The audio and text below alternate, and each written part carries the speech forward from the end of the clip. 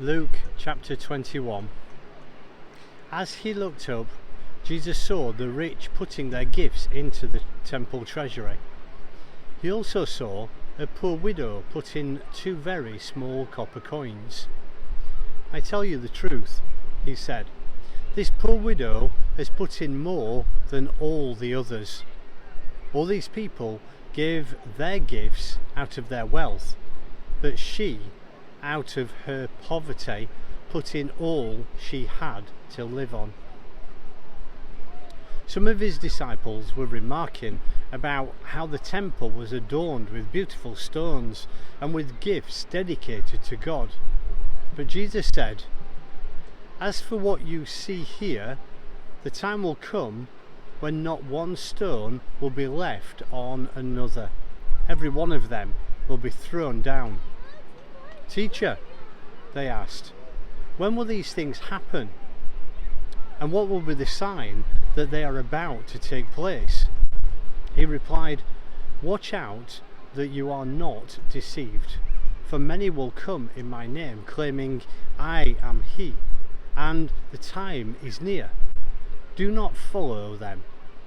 When you hear of wars and revolutions, do not be frightened. These things must happen first, but the end will not come right away." Then he said to them, "Nation will rise against nation, and kingdom against kingdom.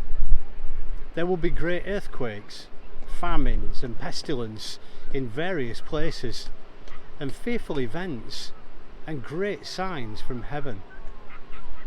But before all this, they will lay hands on you and persecute you.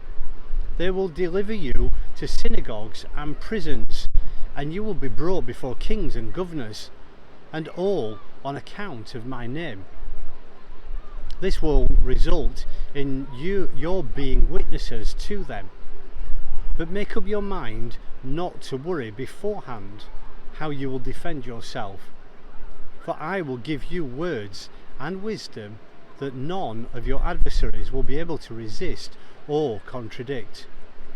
You'll be betrayed even by parents, brothers, relatives and friends, and they will put some of you to death. All men will hate you because of me, but not a hair on your head will perish. By standing firm, you will gain life. When you see Jerusalem being surrounded by armies, excuse me, you will know that the desolation is near. Then let those who are in Judea flee to the mountains. Let those in the city get out, and let those in the country not enter the city. For this is a time of punishment, in fulfillment of all that has been written. How dreadful it will be in those days for a pregnant woman and a nursing mother. There will be great distress in the land and wrath against this people. They will fall by the sword and will be taken as prisoners to all the nations. Jerusalem will be trampled on by the Gentiles until the times of the Gentiles are fulfilled. There will be signs in the sun, moon and stars. On the earth, nations will be in anguish and perplexity at the roaring and tossing of the sea.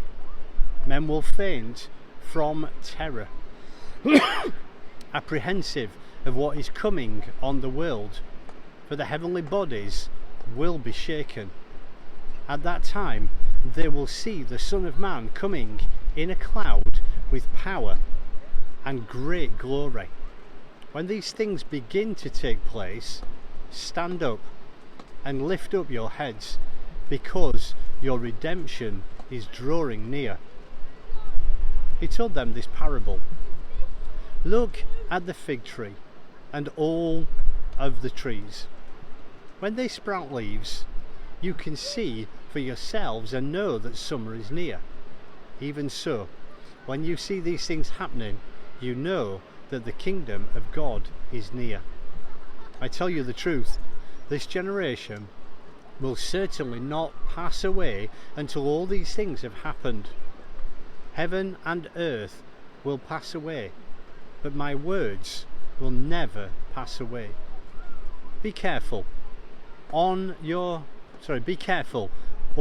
hearts will be weighed down with dissipation, drunkenness, and the anxieties of life, and that day will close on you unexpectedly like a trap. For it will come upon all those who live on the face of the whole earth. Be always on watch, and pray that you may be able to escape all that is about to happen, and that you may be able to stand before the Son of Man. Each day Jesus was teaching at the temple, and each evening he went out to spend the night on a hill called the Mount of Olives, and all the people came early in the morning to hear him at the temple.